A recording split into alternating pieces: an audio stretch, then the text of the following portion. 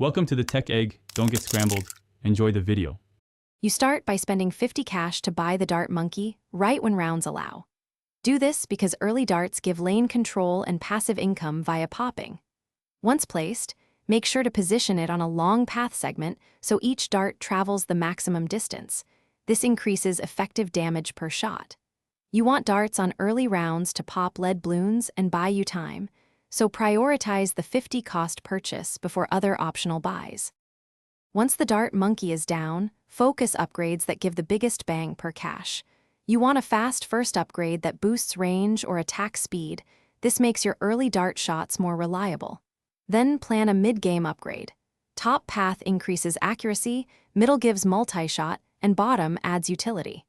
Make sure to save enough cash for the next round's upgrade so you don't fall behind economically. If you can, buy 2 complementary monkeys. For overlap to finish, ramp dart monkeys to their impactful tiers. Go for high-tier upgrades that add pierce, homing, or multiple darts to handle dense waves. Combine them with support towers such as Alchemist for buffing, Monkey Village for shared range and discounts, or Glue to slow heavy leads.